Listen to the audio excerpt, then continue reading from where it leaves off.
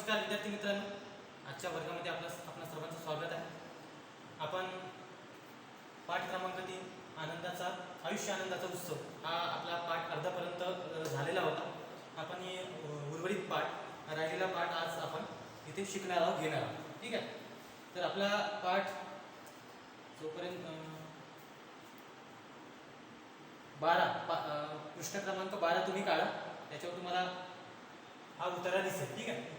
इथपर्यंत आपलं झालं होतं. आता आपण सुरुवात करतोय नव्या उतार्याला. ठीक आहे.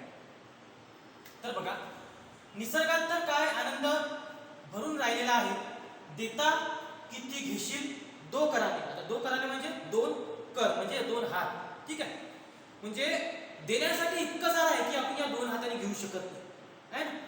निसर्गात एवढा आनंद दडलेला आहे की आपण आपलं आयुष्य सुद्धा संपूर्ण संपून जाईल, परंतु आपण आनंद म्हणजे आनंदाचा जो अनिगिनत आनंद किंवा अविनाश किंवा इतका आनंद दडलेला आहे की आपला जन्म सुद्धा अपुरा आहे. एवढा आनंद या निसर्गामध्ये दडलेला आहे. अशीच अवघी परिस्थिती आहे.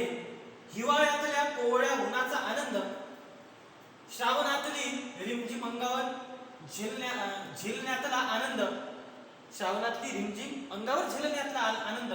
श्रावण मास म्हणजे या मासाबद्दल काय सांगावं. श्रावण मासी हरसमानसी हिरवळदाई चोहीकडे, ही कविता होती आपल्याला. श्रावण महिना म्हणजे एवढा खुशाली आनंद भरभराटीत असलेला महिना म्हणजे श्रावण मास.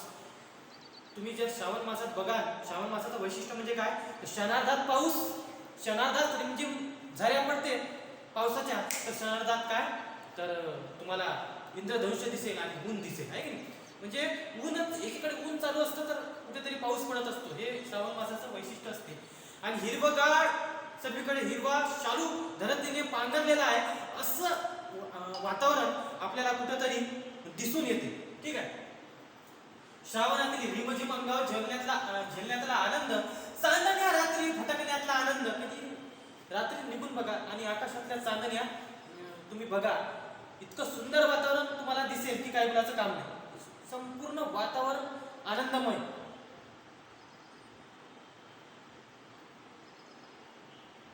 ठीक आहे. आणि अशा वातावरणात जाणं कुणाला आवडणार नाही. म्हणून जर आनंदी राहायचं असेल तर लेखक शिवराज बोरले असं म्हणतात की चांदण्या रात्रीचा आनंद सुद्धा घ्या. घराच्या बाहेर निघा एकतरी दिवस आणि चांदणी रात. एक कविता आहे 10वीला हिंदी विषयामध्ये, चांदणी रात, मैथिली शरण गुप्ता यांची. बघा ती कविता वाचून की चांदण्या रात्री सुद्धा. आपल्याला काय वाटतं की सर्व दिवसात चालते, पण नाही. तेवढ्याच शांततेने, तेवढ्याच सुंदर पद्धतीने रात्री पण वातावरण किंवा ते पृथ्वी चालू असते, पण कशी शांत आणि चुपचाप.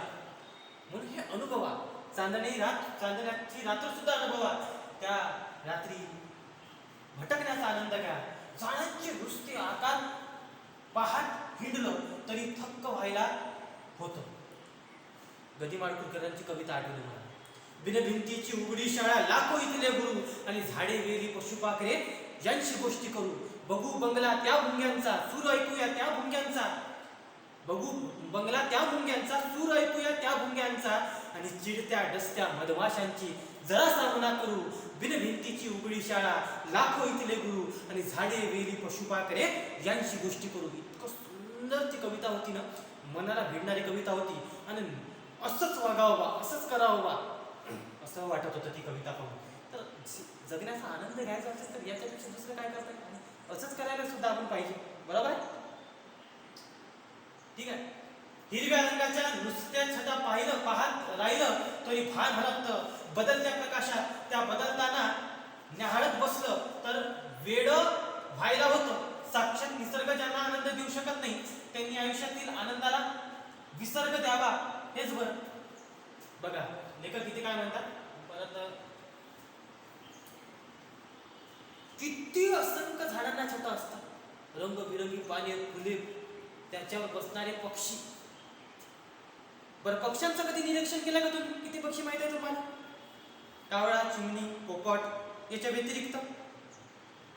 म्हणजे आपल्याला आपल्या आजूबाजूला पक्षी सुद्धा असंख्य प्रकारचे असते, पण त्यांची नावच माहित नाही.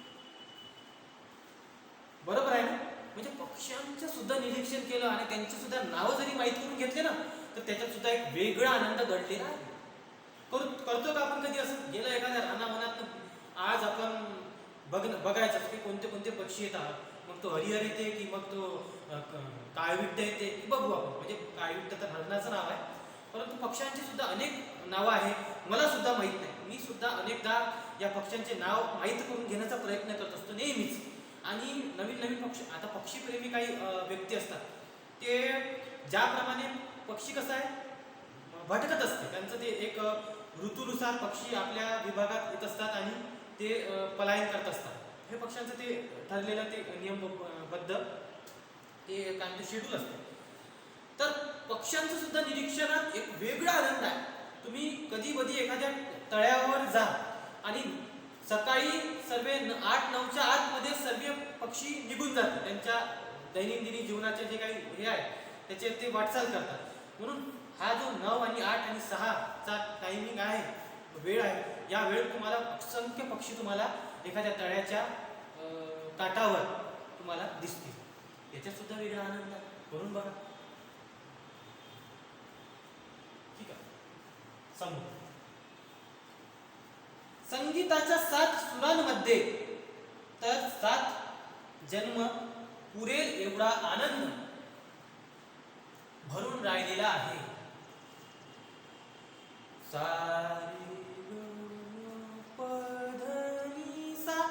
स्वर मोजून बघा, सूर मोजून, शुद्ध स्वर मोजून बघा किती आहे. सप्तक त्याच्यात शिकण्यासारखं खूप, मंद्र, मध्य आणि तार त्याच्यातले शुद्ध स्वर, तीव्र, व्यर्ज, रागात लागणारे, रागात न लागणारा स्वर म्हणजे कोणता स्वर, तो व्यर्ज असतो, आहे ना. हे संगीत सुद्धा एखादी म्हणजे शिकण्यासारखं किती आहे. संगीत म्हणजे गाणं आणि म्युझिक ज्याला आपण म्हणतो आहे ना, याच्यापासून कोणीही लुप्त राहिलेला नाहीये. प्रत्येकाला गाणं येतं, ते त्यांच्या परीने येतं. कोणी चांगले गायक असतात, तर कोणी ते आपण म्हणतो ना बाथरूम सिंगर सुद्धा असतात. छोटंसं कुठेतरी गाणं वाजू द्या, नाही तुमचं त्याच्याकडे लक्ष जाईल आणि नाही तुम्ही त्या गाण्यावर थिरकायला लागाल शर्यता. म्हणजे प्रत्येकाला संगीत हे आवडतंच.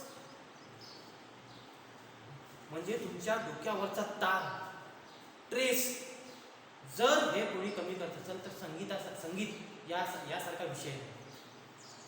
तुम्ही हे प्रत्यक्ष अनुभवून पहा. कधी उदासवाणी वाटलं आणि तुम्हाला हिरमुसल्यासारखं वाटलं, एक सुंदर गाणं लावा आणि मस्त एकतर त्याच्यावर नाचण्यासारखा व्यायाम नाही दुसरा, माहिती आहे तुम्हाला.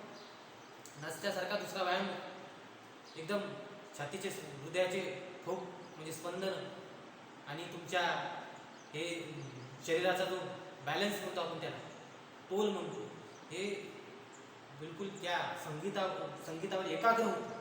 आणि बरोबर आपण कुणीही राहू द्या, कसंही राहू द्या, त्याला नाचता येऊ द्या किंवा नाही येऊ द्या, तो बरोबर त्या रिदम ज्याला आपण म्हणतो त्याच्यावर तो बरोबर नाचतो, तो त्याच्या परीने नाचतो. परंतु हेच जर नृत्य जर आपण शिकलं आणि थोडंफार जर आपल्याला त्या याच्यावर म्हणजे कसं की शास्त्र पद्धतीने त्याला शिकण्याचा जर प्रयत्न केला तर त्याच्यात एक वेगळा आनंद. संगीत शास्त्र पद्धतीने शिकलं तर वेगळा आनंद. ठीक आहे. खूप साऱ्या लोकांना गाणं म्हणता येते, पण हे कुठे त्याला अलंकार माहिती. 7 शुद्ध स्वरांच्या चढत्या आणि उतरत्या क्रमाला अलंकार असे म्हणतात. किती लोकांना माहिती आहे सांगा बरं. मग हे शिकता नाही, आपल्याला एवढं मोठं आयुष्य दिलेलं आहे, आपल्याला या आयुष्यात करायचं काय, आनंदच घ्यायचा. मग घ्या ना, मोठाना आनंद या भरभरून पडलेला आहे. अशा पद्धतीने का करून आनंदच पाहिजे ना. आनंदच लुटायचा आहे. आयुष्य आनंदाचा उत्सव साजरा करायचा आहे. मग घ्या, लुटा. जिथून पाहिजे तिथून ह्या आनंद घेऊ शकतो.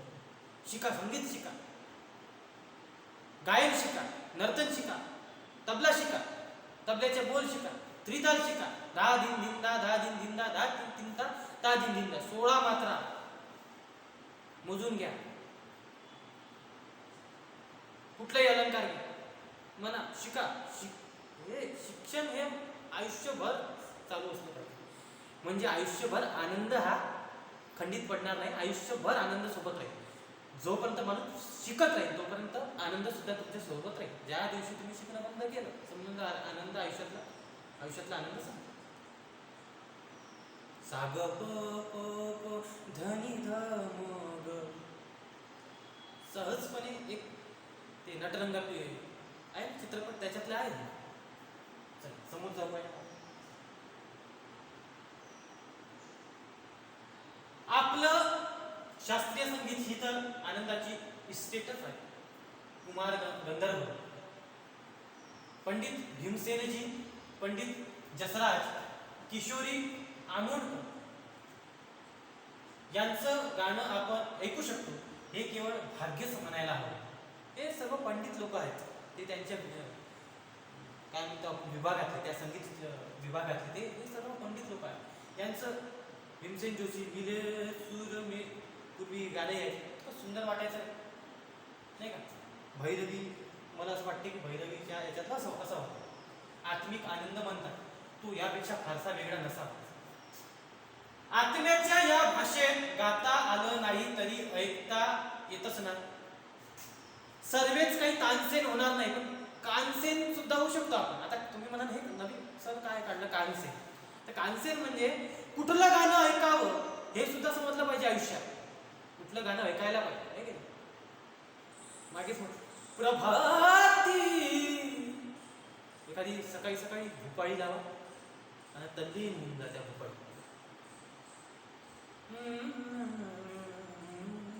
दस दिशा भुपाळी म्हणती, अशी भुपाळी जरी सकाळी ऐकली एवढं मन प्रसन्न होईल की काही बोलायचं. मग सांगा बरं, इतका सुंदर आनंद तुम्ही कुठल्या माध्यमातून घेऊ शकता. तंत्रज्ञान आनंद देत नाही, तुमचा मोबाईल तुम्हाला आनंद देत नाही. तो आनंद काय म्हणतो आपण त्याला आर्टिफिशियल म्हणतो ना, कुठून तरी बनवलेला विकत घेतल्यासारखा तो आनंद आहे. 12-15 हजाराची वस्तू घेऊन तो आनंद विकत घेतलेल्यासारखा होईल तो. त्याच्यामुळे खरा आनंद याच्यात दडलेला. आत्मिक आनंद म्हणतात तो यापेक्षा फारसा वेगळा नसावा. आत्मिक आनंद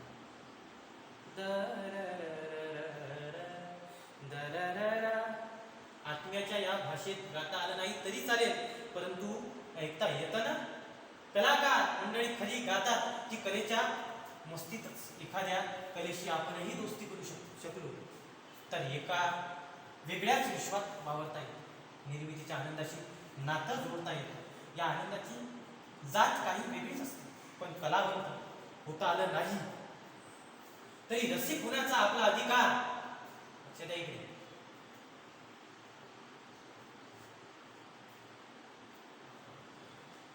रसिक होण्याचा आपला अधिकार कुणीच नाकारू शकत नाही. कलेच्या आस्वादातला अनोखा आनंद हा आपणच आपल्याला बहाल करू शकतो. निर्मिती म्हणजे काही प्रत्येकानं ताजमहल बांधायला हवा असं थोडंच आहे. प्रत्येकानं ताजमहल बांधलंच पाहिजे असं थोडं नाही. निर्मितीतून आनंद घेऊ शकतो. घरी तुम्हाला आठवते का तुम्ही शेवटच्या वेळेस तुमचे हात कधी मातीने भिजले होते? आठवते का? बालपणी पोळा असायचा आणि आपण ते मातीचे बैल बनवायचो. आठवत असेल तुम्हाला कदाचित. मग आपण मोठे झालो आणि मातीत हात भिजवणंच ते मातीनं हात भिजणं किंवा मातीपासून काही शिल्प तयार करणं विसरूनच गेलो. मग ज्या दिवशीपासून विसरलो त्या दिवशी आनंदाला मुकलो. प्रत्येकानं ताजमहलच बांधला पाहिजे असं नाहीये. पोरांच्या बरोबरीनं दिवाळीतला किल्ला करण्यातही मोज असतेच. म्हणून सामील व्हा, लहान व्हा. लहानपण देगा देवा मुंगी साखरीचा राहा. अनेकांना लहानच होता येतं. किती शोकांतिक आहे, किती दुःख आहे, किती खेळ. लहान होता येत नाही, होता आलं पाहिजे. वयाने नाही बरं, तर तुम्ही तुमच्या आपल्या विचारानं सुद्धा आपण लहान होऊ शकतो. शिकण्यातला आनंद हा तर आयुष्यभर न संपणारा असतो. शिकलेलं शिकवण्यातही आनंद असतोच. हा आनंद आपण किती घेतो? हा आनंद आपण किती घेतो? नाईलाजानं नव्हे, परीक्षा देण्यासाठी नव्हे, की कुणावर उपकार म्हणून नव्हे, केवळ स्वतःची हौस म्हणून काही शिकून पहा. परीक्षेत विचारते म्हणूनच शिकलं पाहिजे का? आई बाबा शाळेत पाठवते म्हणून शिकलं पाहिजे का? शिकून चांगला माणूस बनते म्हणून शिकलं पाहिजे का? शिकल्यानं बुद्धी वाढते, शिकल्यानं खूप काही गोष्टी होते म्हणून शिकलं पाहिजे नाही. तर जे शिकत आहोत त्याच्यातून आनंद घेता आला पाहिजे. जे शिकत आहोत ते आपल्यासाठी आहे, आनंद घेण्यासाठी आहे. असं ज्या दिवशी कराल ना तर तुम्हाला अभ्यास कधीच कंटाळवाना वाटत नाही. हा, 2 दुनी 4 असं होते का? 2 तिरी 6 कसे होत असेल बा? 2 तिरी 6 आनंद घ्या. एखादी गणित सोडवा, असं म्हणजे शिकून पहा. बनलाच कसा शोध लावा. बनला तरी कसा असेल? भाषेची निर्मिती झाली कशी? मराठी भाषा कशी बनली आपली? प्राकृत भाषा म्हणजे काय? बोली भाषा म्हणजे काय? प्रमाण भाषा म्हणजे काय? प्रश्न विचार. छोट्या 5व्या वर्गाला एक कविता होती, आता आहे की नाही तर माहित नाही. प्रश्न विचारा पुन्हा पुन्हा, असेच का आणि तसेच का? शिकणे कधी संपत नाही, होऊ द्यात लाख चुका. शिकणं संपलं नाही. प्रश्न विचारण्याची संस्कृती निर्माण झाली पाहिजे. काय झालं पाहिजे? प्रश्न विचारण्याची संस्कृती निर्माण झाली पाहिजे. प्रश्न निर्माण झाला की उत्तरात एवढा आनंद लपलेला आहे की काय बोलायचं काम नाही. लक्ष द्या, ठीक आहे?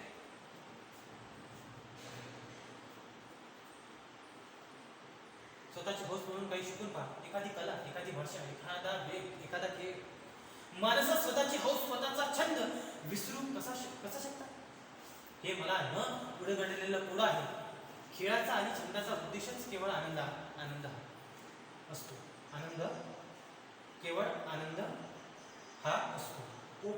पोटा पाण्यासाठी उद्योग आणि आनंदासाठी छंद, इतकं हे साधं गणित आहे. आणि छंद म्हणाल तर तो अगदी, हे लक्षात घ्या की जगण्यासाठी काय साधन आहे? आपला उद्योग आहे, आपण जे काम करत असेल ते. परंतु आयुष्यात आनंदासाठी म्हणजे इथे छंद हा केवळ आनंद असतो, आहे की? पोटा पाण्यासाठी उद्योग आणि आनंदासाठी छंद, हे लक्षात घ्या. पोटा पाण्यासाठी उद्योग आणि आनंदासाठी छंद, म्हणून छंद जोपासा. छंद जोपर्यंत जोपासणार नाही तोपर्यंत आनंद मिळणार नाही. कुठलाही असू शकतो. छंद कुठलाही असू शकतो. वेगवेगळे दगड गोळा किंवा पक्षी निरीक्षणाचं कसलं वेळ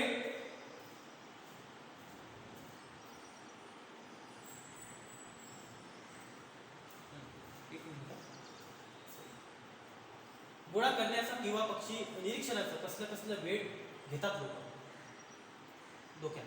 पण तेच त्यांच्या आनंदाचं आणि उत्साहाचं रहस्य असतं. आनंद हवा असेल तर थोडं वेळ व्हावंच लागतं. आनंद जर घ्यायचा असेल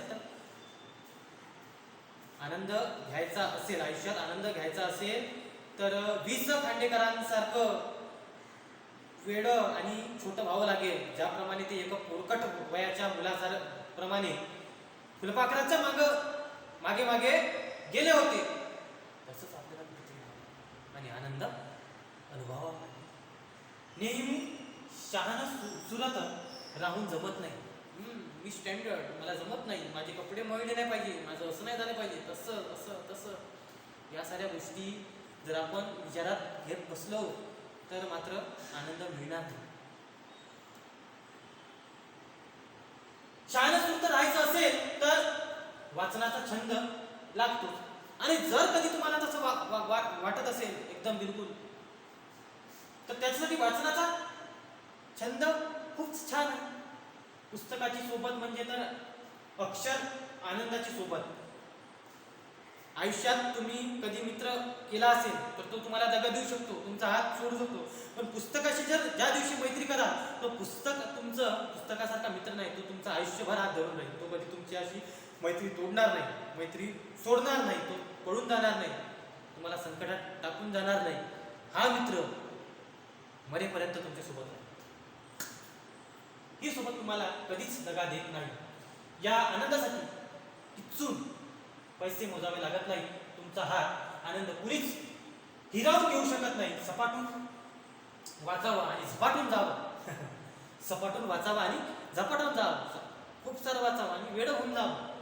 माणसं अस्वस्थ होतात, उदास होतात, तेव्हा परमेश्वराचा धावा करतात काही जण अशा वेळी आवडीचं पुस्तक वाचतात. त्या दृष्टीनं पुस्तकाला परमेश्वरच म्हणायला हवा. अशा वेळी मित्रही हवे असतात, पण ते काही नेहमी उपलब्ध नसतात. पुस्तक म्हणजे काय उपलब्ध असलेले मित्र असतात. म्हणून पुस्तकाची मैत्री ही अतिशय गरजेची आहे, जरुरी आहे. निसर्गाची सोबत संगीताची साथ, पुस्तकांची संगत असेल, मग आयुष्यात काय पाहिजे? या साऱ्या तीनही गोष्टी जर तुमच्या सोबत असेल, आयुष्यात कधीच उदास वाटणार नाही, कधीच उदासीन तुम्ही होणार नाही. आनंदी आनंदाकडे इकडे तिकडे चोवीकडे कुठून घ्यायचा आहे आनंद. पाहिजे तेवढा आनंद तुम्ही लुटू शकता. हे सर्व आनंदाचे द्वार उघडे आहेत. फक्त आता तुम्हाला तुमच्या मनाचं दार उघड करणं गरजेचं आहे. आयुष्य करतो का खरंच आपण? मुक्तो ना आपण खऱ्या आनंदाला? नाही की शिवराज बोरले यांनी सांगितल्याप्रमाणे आपण वागलं होतं कधी? बिलकुल मला नाही वाटत. आनंद घ्यायचा असेल तर असलं कसं काहीतरी आपल्याला करावं. चला समोर. तर माणूस जगाच्या पाठीवर कुठेही एकटा राहू शकतो. एकटं असण्यातही एक वेगळा आनंद असतो. तुम्ही स्वतःच्या अंतरंगात हलकेच डोकावू शकता. ते एक पाठ आठवला मला, अरुणा रामचंद्र ढेरे काय करायचं की उन्हाळ्याची सुट्ट्या कधी लागते याची खूप वाट पाहायची. ते वाट पाहताना एक पाठ होता, ते आठवलं मला. तर काय करायचं की ते माडी असते ना, माडी म्हणजे जुन्या काळात ते कौलारू घर असायचे. कौलारू घरावर ते एक कप्पा असायचा, म्हणजे ते माडी म्हणतो ते असायचं. ठीक आहे. तर ते माडीवर जायचे आणि ते कौलामधून जे प्रकाश झिरपतो खाली, तर त्या प्रकाशामध्ये त्या लेखिकेला पुस्तक वाचण्यात एक वेगळी मजा होती, एक वेगळाच आनंद मिळायचा. हे मला आठवतं. याचा सुद्धा आनंद, असा सुद्धा आपण आनंद घेऊ शकतो, आहे की नाही? ठीक आहे. तुम्ही स्वतःच्या अंतरंगात लगेच डोकावू शकता, स्वतःला ओळखू शकता. आत्मपरीक्षण गरजेचं आहे. मी कोण आहे? स्वतःवर प्रेम करणे गरजेचं आहे. आपण सुरुवातीला बघितलं. स्वतःशी संवाद साधू शकता. एकटे असताना तुम्ही विचार करू शकता. एकटं असतानाच तुम्हाला नव्या कल्पना सुचू शकतात. माफ करा. ठीक आहे. एकटं असताना तुम्हाला नवीन कल्पना आठवतात, सुचू शकतात. ठीक आहे. आता एकटं राहणं सुद्धा गरजेचं आहे, असं लेखक शिवराज बोरले सर म्हणतात. आता का बरं? तर एकटं राहिल्यावर नेहमी आत्मपरीक्षण होत असते. काय होत असते? आत्मपरीक्षण करायचं असेल तर मग एकटं राहावं लागेल. वेगवेगळ्या निरनिराळ्या कल्पना सुचतात, असं लेखक म्हणतात. तुम्ही बघा, वैज्ञानिक लोक हे पागलासारखे ते एकटेच राहायचे. त्यांना ते दुसरं कोणी बघायचं. या त्यांच्या वेडेपणामुळे, एकटा राहण्यामुळे जगात असंख्य शोध लागले. मनाला भिरकावून टाकेल, चक्कर येईल, डोकं चक्करावून जाईल, असे शोध लावले या वैज्ञानिक लोकांनी, आहे ना, शास्त्रज्ञ. निर्मिती, शोध, साक्षात्कार हे एकटेपणाचेच आविष्कार असतात. जो एकटेपणातला आनंद घेऊ शकतो, थेट जीवनाच्या सोबतीनच जगू शकतो. दुःख त्याच्या वाटेला कधीच जात नाही. हा सुद्धा आनंद माणसाला घेता आला पाहिजे. नाही तर काही लोक एकटेपणात म्हणजे एकटं राहिलं तर नर्वस किंवा दुःख, निराशा त्यांच्या पदरी पडतात. पण एकटा राहण्यातला आनंद सुद्धा हा घेता आला पाहिजे. किती सुंदर तिथे आपण हा पाठ आहे, आपण असं समजू, आहे की नाही? समोर काय म्हणते? आनंदी मन मोकळं असावं लागतं. भूतकाळाची स्मृती आणि भविष्याची भीती या दोन्हीपासून मन मुक्त होतं, तेव्हाच ते आनंद अनुभवू शकतं. थोडंसं आनंदासाठी मन मोकळं असावं लागतं. भूतकाळाची स्मृती आणि भविष्याची भीती या दोन्हीपासून मन मुक्त होतं आनंदामुळे. ठीक आहे. भीती राहत नाही.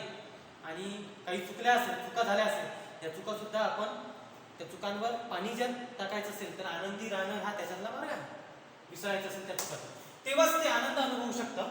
भूतकाळ संपलेला असतो, भविष्यकाळ अनिश्चित असतो, तो काही ठरवलेला नसतो. अनिश्चित म्हणजे तो काही निश्चित नसतो, ठरवलेला नसतो आणि असतो.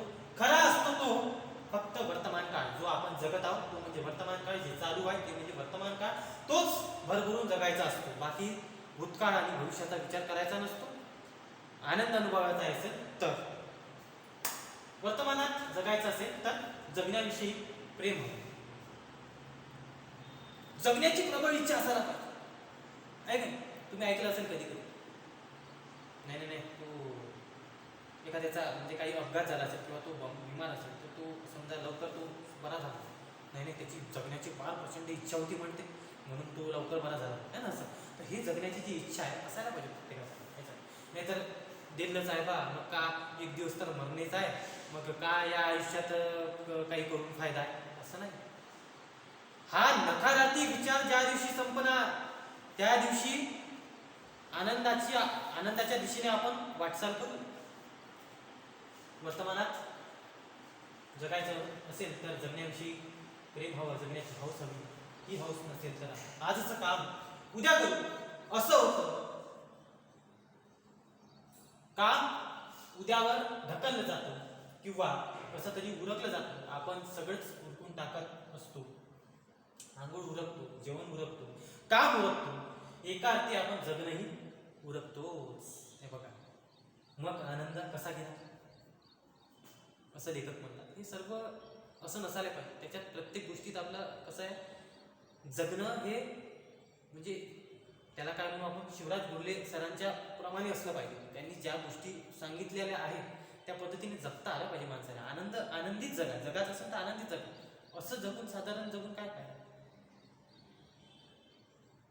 समोर बघा,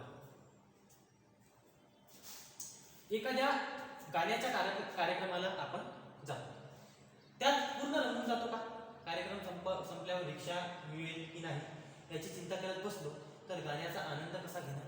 जायचं आहे, नाही मग रिक्षा भेटणार नाही, मग सगळं लवकर मग अंधार पडेल, अमुक आपण गोष्टीचा विचार करत असतो.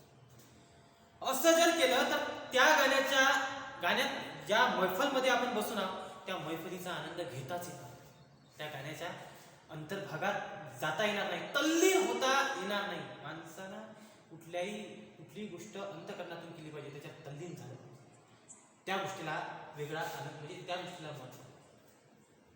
तर गाण्याचा आनंद कसा घेता येणार यासाठी आताच्या क्षणात जगा. याचा सोपा अर्थ म्हणजे या क्षणी उत्कटतेनं जे करावंसं वाटतंय आणि जे शक्य आहे ते करा. पावसात भिजावंसं वाटतंय मग भिजा. लोक काय म्हणतील याचा विचार करू नका. असा विचार करत बसला की तो क्षणही गेला आणि आनंदही गेला. वाटते काय कधी वेळेस तुम्हाला पावसात भिजावंसं वाटते? चिंब भिजलेले रूप सजलेले वाटते असं? खुशाल भिजा. लोक काय म्हणतील का यांचं काय, लोक चांगल्यालाही म्हणतात आणि वाईटालाही काही नाही काही म्हणतात. मग लोकांचा विचार बाजूला सोडून द्या आणि एखादी वेळेस लहान मुलांसारखं उरकट वयासारखं पावसात भिजून पडा. इतका आनंद मिळेल ना, काही बोलायचं का. समोर खरा आनंद, टिकाऊ आनंद हा अंतरंगातून येतो. बाह्य काय म्हटलं गेलं, बाह्य यश वैभव मिळवण्यातही आनंद असतो. पण जर तुम्ही यातून दुःखी असाल, उदास असाल तर बाह्य यश तुम्हाला आनंद देऊ शकत नाही. बाह्य यश तुम्हाला आनंद देऊ शकत नाही. जेव्हा भरपूर सुख वैभव मिळून माणसाला आनंद मिळत नाही, स्वतःबद्दल छान वाटत नाही, समाधान होत नाही, तेव्हा माणूस एक चुकीचा निष्कर्ष काढतो. त्याला वाटतं मला अजून काहीतरी मिळवायला हवं, हवास याला म्हणतो ना, हव्यास, ते मिळालं तरच मला आनंद वाटेल, हीच गल्लत होते. अशा वेळी त्यांना बाहेर नव्हे आत डोकायला हवं. जेवढं मिळून मी आनंदात का नाही, मला अशांत अस्वस्थ का वाटत आहे, मला नेमकं काय हवं आहे, अशा वेळी उत्तर मिळू शकतं. आत्मपरीक्षणाची गरज असते. कधी कधी खूप कमवावंसं वाटते, खूप पैसा मिळवावंसं वाटते किंवा एखाद्या याच्यात हव्यास असते. अशा वेळेस आत्मपरीक्षण करा, नक्कीच निष्कर्ष निघेल, उत्तर मिळू शकतं. मला विरंगुळा हवा आहे, मला बायको मुलां रमायला हवं, मला मित्रांशी जीवाभावाचं बोलायला हवंय, मला लिहायला हवंय, मला लँडस्केप करायला हवीत. तुम्ही आनंदी नसता त्यावेळी आणखी काही मिळवणं, अधिक पैसा कमवणं, अधिक नाव कमवणं हे त्यावरचं उत्तर नसतं.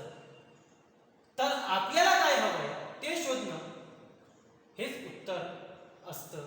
आणि जे खरोखर हवं असतं ते आपल्याजवळ असतंच. आनंद, प्रेम, शांती, समाधान हे सगळं अंतरंगातच असतं. त्या अंतरीच्या आनंदाशी नातं जोडणं हीच आपली खरी गरज असते. हे नातं जोडणं अगदी सोपं असते. आनंद जर मानता येत असेल तर तो मिळवायचा कशाला? बरोबर. सर्व आपल्या जवळच असतं, परंतु आपण दुसरीकडे शोधत असतो. ते राष्ट्रसंत तुकडोजी महाराज म्हणतात, तुझं गावाचं नाही का तीर्थ, रिकामा कशाला फिरतो. आपल्याच गावात सर्व असतं, आपल्या जवळ सर्व असतं, आपल्या अवतीभवती सर्व असतं. ठीक आहे. ज्या दिवशी हव्या संपीने काही मिळवण्याची त्या दिवशी आपोआप आनंद मिळेल. जे आहे त्याच्यात समाधान मांडलं तर नक्कीच आनंद मिळेल. कारण का मग लक्षात येते की या गोष्टी आपल्या जवळच होत्या, आपण कशाला म्हणून फिरत होतो, हिंडत होतो.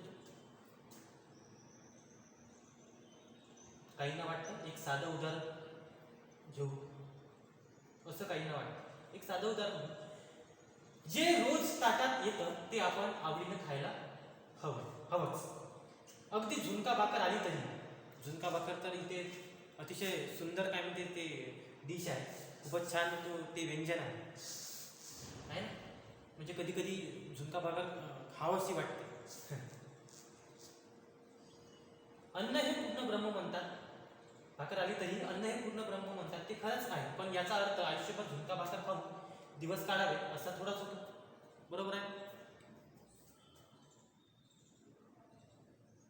आनंद जर मानता येत असेल तर तो मिळवायचा कशाला, असं काहींना वाटतं. एक साधं उदाहरण घेऊ, जे रोज ताटात येतं ते आपण आवडीनं खायला हवंच. अगदी झुणका भाकर आली तरी अन्न हे पूर्ण ब्रह्म म्हणतात. ते खरंच आहे, पण याचा अर्थ आयुष्यभर झुणका भाकर खाऊन दिवस काढावे असा थोडाच होतो, आहे की नाही. कधी कधी जर आली तर ते आपण आवडीनं खातोच, आहे की नाही. म्हणून याचा अर्थ तर असा होत नाही की नेहमीच झुणका भाकर खाल्ली पाहिजे किंवा नेहमीच ते खूपच चांगलं आहे म्हणून तेच केलं पाहिजे.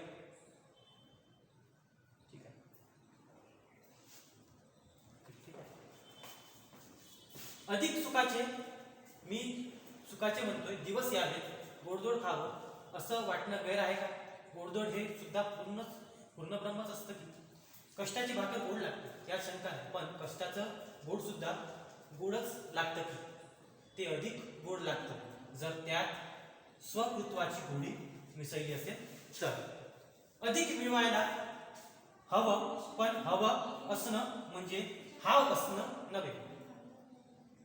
घरी आपल्या कार्यक्रम असला किंवा काही सण उत्सव असला तर आपल्या घरी गोडधोड केल्या जाते. ठीक आहे.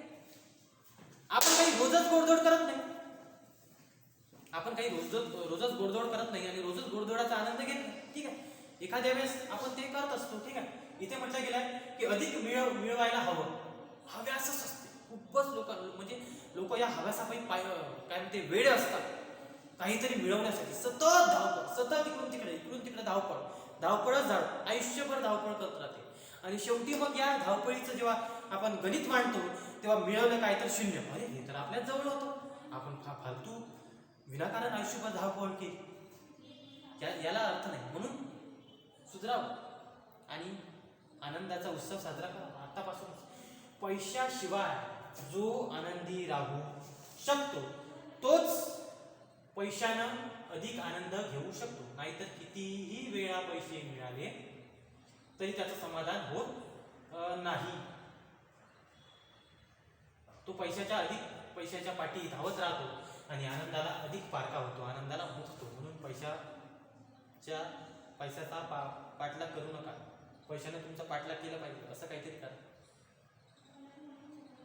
यश मिळतं, वैभव मिळतं, कीर्ती मिळते, तेव्हा नक्की काय होतं? अंतरीचा आनंद द्विगुणित होतो. 2 गुणिले 2 किती होते? 4. असा आनंदाचा गुणाकार होतो. आनंदाचं सूत्र एक सांगितलेलं आहे लेखकांनी की 2 गुणिले 2 किती? 4. पण मुळातच आनंद शून्य असेल तर शून्याला कितीही मोठ्या यशानं पैशानं गुणलं तरी गुणाकार शून्यच येतो. तिथं खूप मोठा अर्थ या काय म्हणते लाईन्समध्ये. म्हणजे ज्याच्यापाशी संपत्ती असते तो अधिक संपत्ती मिळवण्याचा प्रयत्न करत असतो, काय आहे की नाही. पण आनंद शून्य असतो आणि शून्याला जर किती काही संख्येने उत्तर काही शून्याची करा ना गुणाकार शून्यात आहे का शून्याची. यश वैभव ही आनंदाची कारणं नव्हे, आनंद अनुभवण्याची ती निमित्त आहे. पैशानं आनंद विकत घेता येईल, खरा आनंद विकाऊ नसतोच, टिकाऊ असला तरच तो खरा आनंद. एखाद्या ध्येयानं स्वप्नानं झपाटून जाणं आणि त्याच्या पूर्ततेसाठी झटून प्रयत्न करणं हेच माणसाचं जगणं आहे. पण या प्रयत्नातही आनंद असतोच. तो घेता आला की आनंदासाठी वेगळा प्रयत्न करावा लागत नाही. बघा याच्यात सुद्धा खूप मोठा अर्थ दडलेला आहे. एखादी ध्येय आहे आणि त्या ध्येयानं आपण झपाटून गेलो, वेळ झाला आणि त्याच्या पूर्ततेसाठी झटून प्रयत्न करणं हेच माणसाचं जगणं आहे. पण या प्रयत्नातही आनंद असतो त्या ध्येयासाठी झटपट. तो घेता आला की आनंदासाठी वेगळा प्रयत्न करावा लागत नाही, म्हणून तो आनंद त्या झटपटण्यात घेता आला पाहिजे. समोर बघूया, आनंदी आयुष्यासाठी एक सोपं तत्व आहे, ज्यात तुम्हाला खरा आनंद होतो तेच क्षेत्र निवडा. आयुष्यात काय करा की उद्योगाला आपलं काय म्हणते इथं म्हटलेलं आहे की आयुष्यासाठी एक सोपं तत्व आहे, ज्यात तुम्हाला खरा आनंद होतो तेच क्षेत्र निवडा. क्षेत्र जो आहे आपलं तेच निवडा ज्याच्यात तुम्हाला आनंद आहे.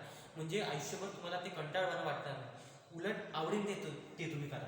स्वतःच्या आवडीचं काम निवडा. केवळ आई वडिलांची इच्छा म्हणून मुलांना डॉक्टर होऊन काय साथ त्याला वाटतं आपण आई वडिलांच्या आनंदासाठी हे केलं. पण जेव्हा आई वडिलांना जाणवतं की मुलगा खरा आनंदी नाही, तेव्हा शेवटी तेही खंतावतातच, त्यांना खंत होते. म्हणून क्षेत्र निवडायचं आहे ना, ज्याच्यात जे तुम्हाला जमतं त्याच्यात आनंद आहे हेच क्षेत्र निवडा. उगाचच फुगवटा नको व्हायला हवा. समाजात डॉक्टर होणं म्हणजे एक उच्चांक, म्हणजे एक ते स्टेटस म्हणतो ना आपण, उच्च स्टेटसचा आहे बा असं ह्या जो फुगा आहे, हा फुग्यातली जेव्हा हवा जाते ना तेव्हा तो एकदम चिमून जातो आणि पूर्वस्थितीवर येतो. असं मुळीच होऊ नका. ज्याच्यात हवं जे निवडू शकता, जे चांगलं वाटते, जे मनाला आणि जे जमते तेच निवडा. ज्यात तुम्हाला खरा आनंद वाटतो तेच काम करा. अर्थात काही वेळा हे शक्य नसतं. हवं तेच काम मिळतं असं नाही. समोर आहे हवं तेच काम मिळतं असं नाही, पण अशा वेळी जे काम करायचं आहे त्यात आनंद घ्यायला शिकणं हेही शक्य असतंच. कुठल्याही कामात आनंद घ्यायचा पुष्कळ युक्त्या असतात. तुमच्यासारखंच काम करणारे इतर कित्येक जण हसत मजेत काम करू शकतात. ते जाणवलं तर तुम्हीही हसत आनंदात काम करू शकाल, यश मिळू शकाल. शांत चित्तानं आनंदी वृत्तीनं काम केलं तर मिळत जातं. मिळणाऱ्या यशामुळे आत्मविश्वास सोबत उत्साह वाढतो, अधिक आनंद होतो. त्यामुळे पुन्हा अधिक यश, अधिक आनंद, अशा आनंदाच्या चक्रवाढीवर आयुष्याचं चक्र फिरत राहतं. आयुष्य हा संघर्ष राहत नाही आणि मग आयुष्य हा संघर्ष राहत नाही. ती एक सततची संधी वाटते, आनंदाचा उत्सव वाटतो.